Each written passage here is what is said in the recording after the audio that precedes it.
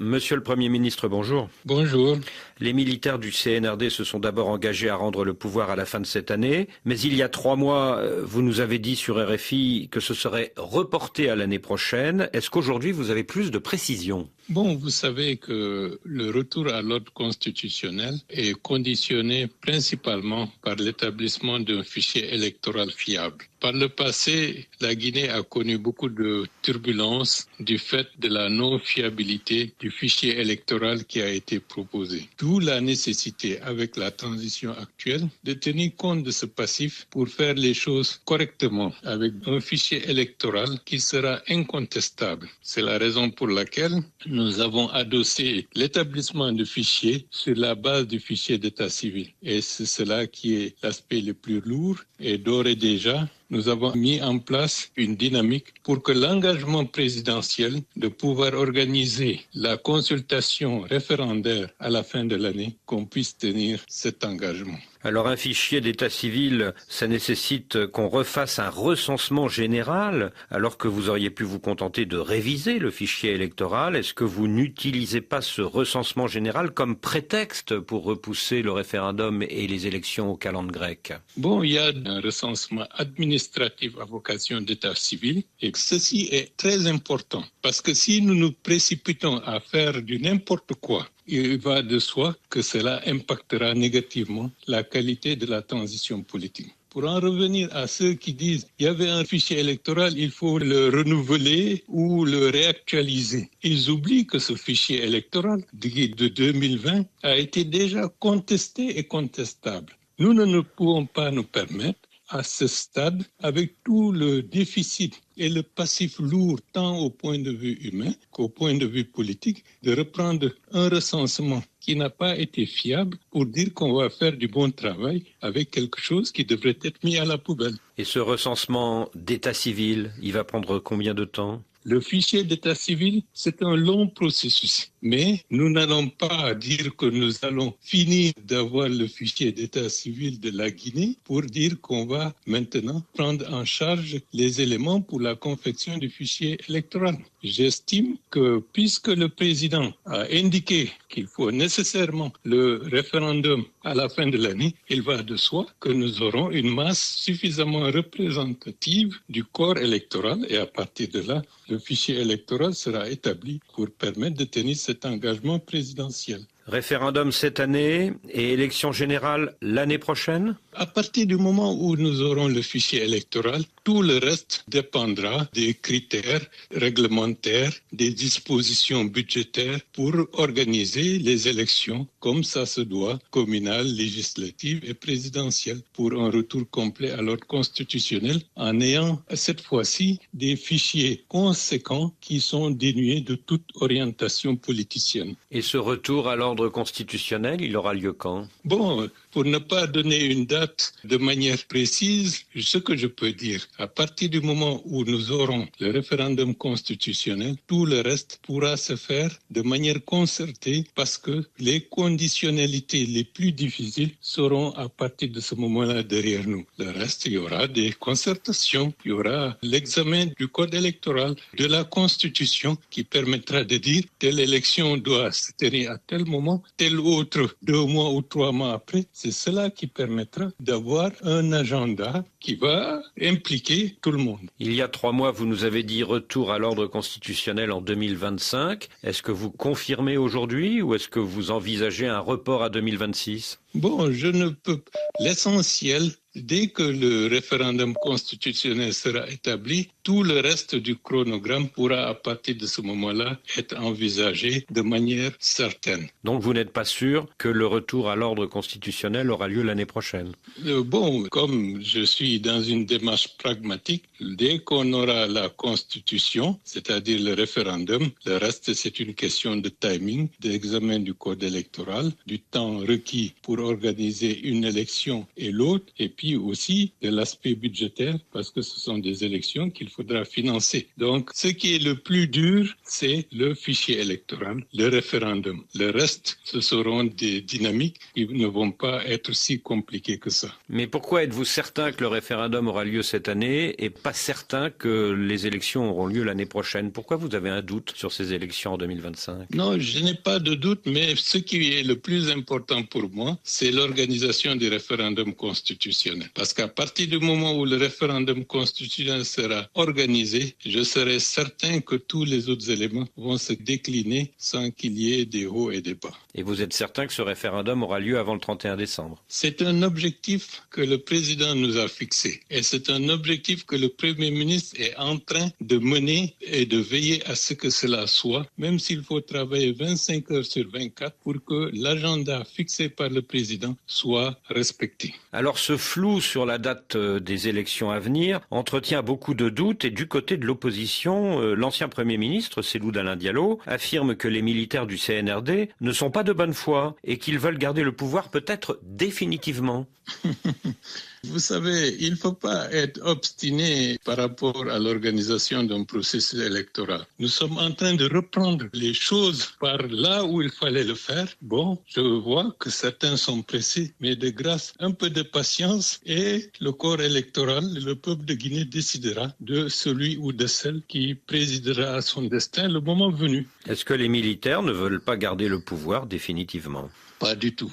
Ils sont de bonne foi, à votre avis? Non, ils sont de bonne foi parce que vous savez, lorsqu'on engage le pays tel que le président de la transition, le Jean-Mamadi Doumbouya, l'a fait, en ayant le courage d'organiser le procès du 28 septembre, c'est un engagement fort pour que ce qui s'est fait ne puisse pas se répéter. D'où la nécessité d'aller pas à pas, sûrement, pour permettre à la Guinée de se construire dans la durée et dans une vision positive. Alors vous l'avez dit, pour avancer, vous appelez tous les partis politiques guinéens au dialogue et à la concertation, mais en même temps, vous menacez le numéro 1 de l'opposition de prison si jamais il rentre d'exil. Est-ce que ce n'est pas contradictoire? Non, vous savez, l'homme politique, quel qu'il soit, peut connaître des hauts et des bas. J'ai fait 5 années d'exil. Je sais dans quelles conditions je suis revenu en Guinée. Deuxièmement, personne ne l'a menacé de ce point de vue. Des personnes qui étaient citées dans le même dossier le concernant sont à Conakry. Certains d'entre eux font des va-et-vient. Donc, il faut ramener les choses à leur juste proportion. Il n'est pas dans l'objectif des autorités actuelles de chercher la poisse à qui que ce soit. Mais il faut que justice se fasse. Principe de séparation des pouvoirs et donc de redevabilité. Donc pour vous, aucune solution politique n'est possible pour faciliter le retour de Cellou Dalein Diallo à Conakry? Je ne peux pas présager de ce qui se fera, mais il a pris par lui-même et de lui-même la décision de quitter le territoire national. Et je crois qu'il n'y a pas un mandat d'arrêt contre lui. Donc ça, c'est une affaire qui lui est personnelle. C'est une affaire qui ne concerne pas le président du parti UFDG. Le 19 juin doit commencer l'évaluation des partis politiques. Est-ce à dire que l'UFDG de Cellou Dalein Diallo et l'UFR de Sidya Touré risquent de perdre leur existence légale? Non, il y a certains créent une psychose que tout ce qui est fait, c'est contre eux. Ça n'a rien à voir. Les appétits politiciens avaient amené des responsables à créer des partis pour simplement le plaisir de créer des partis. Il faut normaliser tout ça pour que le processus politique permette d'identifier exactement les hommes et les femmes en capacité de représenter les courants d'idées qui traversent la société guinéenne. Et ça n'a rien à voir avec des partis qui existent, qui ont une histoire, qui ont pignon sur rue. Et donc, il faut cesser de se victimiser et voir toujours comme si tout ce qui est fait, c'est contre soi. Pour fluidifier le dialogue entre le pouvoir et l'opposition, pourquoi pas un facilitateur? Bon, cette expérience a été déjà tentée, mais ça n'a pas prospéré. Mon prédécesseur a tout fait pour amener tout le monde autour de table de concertation. Mais certains estiment, tant que ce n'est pas comme ils le veulent, de la façon dont ils le veulent, il va de soi qu'ils ne seront pas présents. Et je pense que c'est une vision contre l'intérêt général. Il y a 4 mois, M. Bahouri, vous avez accepté de devenir Premier ministre en échange notamment d'un geste d'ouverture, la libération d'un leader syndicaliste. Est-ce qu'aujourd'hui, vous pensez pouvoir encore user de votre réputation, votre expérience pour rapprocher les points de vue antagonistes des militaires du CNRD et de l'opposition? On essaye, on va tout faire pour que Ce pays évolue dans une dynamique de dialogue, de confrontation des idées et non pas de confrontation physique ou de violence. Mais malheureusement, il faut que les gens se rendent compte d'une chose. Par rapport à la gestion de l'État, ce n'est pas mes humeurs qui doivent présider à la façon dont les choses doivent être gérées. Je vous donne un exemple. Dès mon installation, j'ai usé de tout ce qu'il fallait faire pour travailler à la normalisation des relations entre les 3 radios de la place, 3 médias de la place et les autorités. Nous avions avancé dans ce processus. Le président de la République avait marqué son adhésion. Mais malheureusement, je ne sais pas comment les choses se sont passées dans la tête de certains et ils ont repris la même logique ancienne. Et de ce point de vue, ça a heurté le processus. Ça a interrogé sur la fiabilité et le sens de responsabilité sociale de ces entités et la décision est tombée de leur retirer leur agrément parce qu'ils n'ont pas rempli les cahiers de charges. Et de ce point de vue, il faut qu'on soit clair. Nous avons vu le rôle néfaste que des médias ont fait par rapport à la tragédie du Rwanda. Nous ne pouvons pas nous permettre, dans un contexte trouble où la région ouest africaine est parcourue par beaucoup de dangers, nous ne pouvons pas permettre à ce qu'on puisse remettre en cause la stabilité et la cohésion dans un pays aussi fragile que le nôtre. Mais quels que soient les manquements éventuels de certains médias par rapport à leur cahier des charges, le fait de les interdire carrément, évidemment, ça fait dire à l'opposition et à la société civile que vous voulez censurer, vous voulez museler la presse.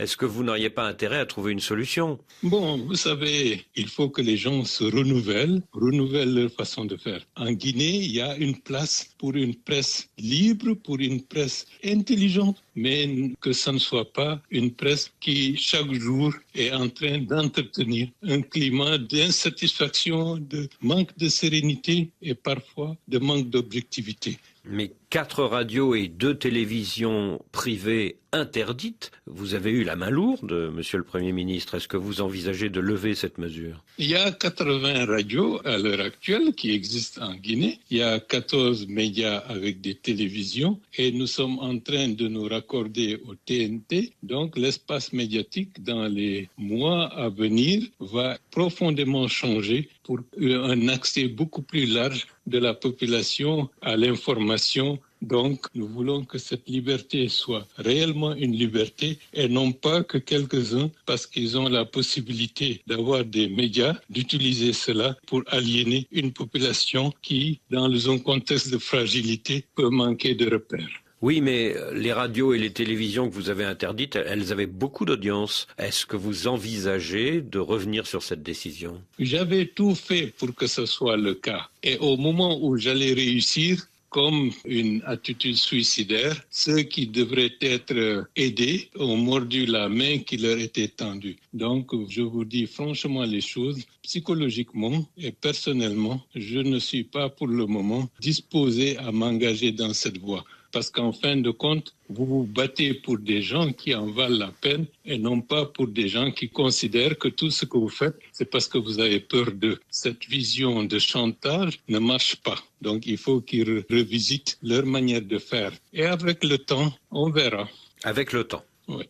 Que répondez-vous, Monsieur Bahouri, à votre ancien compagnon politique, Cellou Dalein Diallo, aujourd'hui chef de l'opposition, qui dit que les principales décisions ne sont pas prises à la primature et qu'en fait, vous vous faites l'avocat des militaires du CNRD? Bon, il doit savoir que je ne suis pas le genre de personne qui avalise n'importe quoi. Et j'agis en conformité avec ma conscience, avec le sens du devoir que j'ai pour mon pays. Et dans le contexte actuel, on ne peut pas dissocier l'action du CNRD, qui est l'organe d'orientation, du Premier ministre, chef du gouvernement, et du gouvernement dans sa globalité. Nous sommes dans une approche constructive pour restaurer les fondamentaux qui permettront à ce pays de jouir des atouts et des potentialités économiques que Dieu nous a accordés. Donc vous n'êtes pas un Premier ministre potiche? Oh, ce n'est pas mon genre.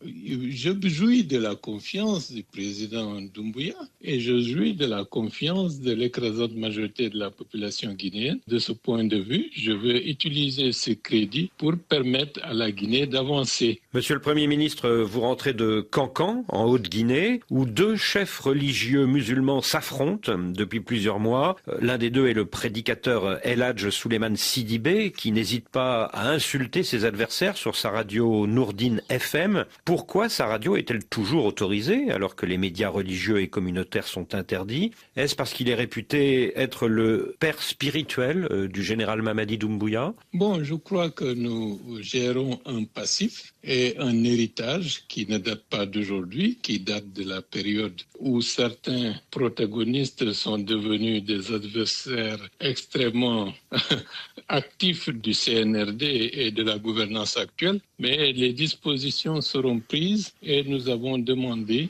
aux autorités morales et religieuses de régler ce problème de la manière la plus intelligente et la plus rapide possible. Pour les autres aspects administratifs, les services concernés prendront les dispositions à la lumière des faits qui seront examinés le plus rapidement possible. De ce point de vue, ce que je dois dire et ce que j'ai dit aux autorités morales de la région de la Haute-Guinée, puisque j'ai fait Sigiri, Kankan et Mandiana, et aux autorités administratives, c'est de ne pas être dans une logique où on peut être victime de provocations, d'où qu'elles viennent. Agissons avec doigté, avec intelligence et avec sagesse pour ne pas donner prétexte à des situations susceptibles de dégénérer et qui pourraient plonger notre région orientale dans une situation qui pourrait être proche de ce qui se passe du côté du Sahel. Nous avons une attention très particulière et nous veillons au grain pour ne pas que des dissensions internes soient exploitées par d'autres forces asymétriques qui sont à l'affût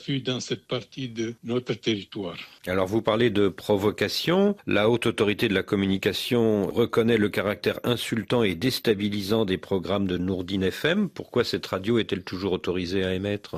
Wait and see. Il va se passer des choses dans les prochains jours. Oh, je n'ai rien dit. Je ne veux pas prendre la place de la haute autorité de la communication, ni des organes les plus habilités de juger les faits en conformité avec les cahiers de charges, mais la loi reste la loi. Et la loi sera celle qui va primer en toutes circonstances. La semaine dernière, à Conakry, le ministre russe des Affaires étrangères, Sergueï Lavrov, a été reçu par le président de la transition, le général Doumbouya, tandis que le conseiller Afrique du chef de l'État français, M. Jérémy Robert, a été reçu par vous-même. Est-ce qu'on peut parler d'une diplomatie du grand écart? Pas du tout. C'est une diplomatie de la mise en force des intérêts stratégiques de la Guinée. La Russie est un partenaire de longue date. Ils ont des intérêts, notamment la compagnie minière Rusal est implantée dans notre pays et exploite des mines de bauxite comme l'usine d'alumine de Fria. Et par rapport au Conseil Afrique de M. Macron, c'était une visite qui a permis de renouveler notre niveau de coopération et d'entente. Et de ce point de vue, je dois dire que sur le plan de l'investissement minier, nous avons juste à côté de Kamsar une usine de transformation de la bauxite en alumine avec Alteo qui est en train d'être construite. Tout cela montre l'excellente relation que nous avons aussi bien avec la Russie qu'avec la France. Et ça va dans le sens de traduire dans le concret ce principe de neutralité, de non-alignement de la diplomatie guinéenne par rapport aux questions géostratégiques qui divisent le monde. Oui, mais tout de même, à Conakry, la semaine dernière, le président Doumbouya et le ministre Lavrov ont parlé coopération militaire. Vous savez, les Guinéens sont très jaloux de cette indépendance. Et vous connaissez que les relations entre l'armée guinéenne et l'équipement russe ne datent pas d'aujourd'hui. Donc, ceci explique cela. Vous n'êtes pas en train, malgré tout, de vous rapprocher de Moscou au détriment de Paris et Washington?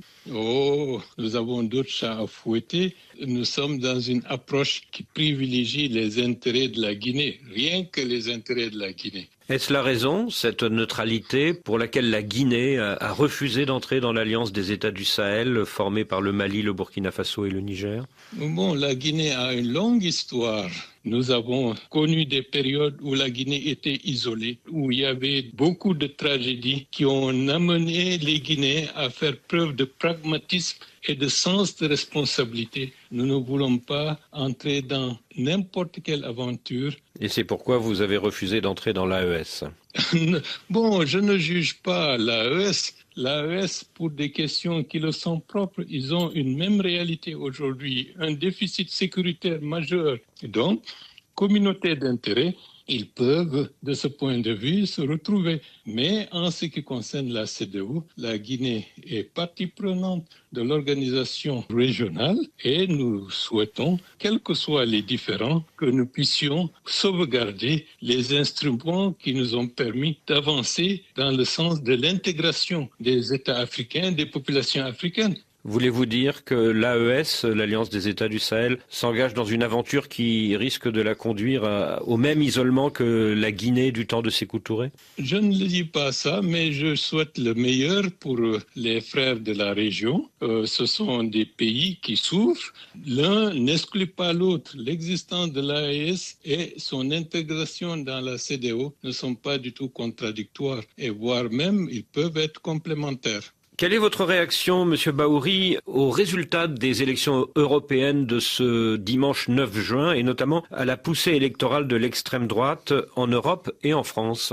Bon, je ne me mêle pas de la politique intérieure française, mais en voyant ce qui se passe un peu partout dans le monde, avec cette montée des populismes, cette radicalisation contre les populations immigrées, c'est une tendance que le monde a connue avec la montée du fascisme, c'est une réalité. Et la montée du fascisme a amené, disons, la Seconde Guerre mondiale avec toutes les tragédies que le monde a connues. Je pense que les effets et les leçons tirées de la Seconde Guerre mondiale sont en train de s'estomper dans les mémoires. Donc, c'est une question qui nous interpelle. Nous avons des populations africaines qui sont en Europe, qui sont nombreux. La situation nous préoccupe, d'où l'indispensable nécessité pour les dirigeants africains de veiller à créer des conditions idoines pour que leurs ressortissants puissent s'épanouir, travailler dans leur propre pays et que notre gouvernance soit une gouvernance vertueuse.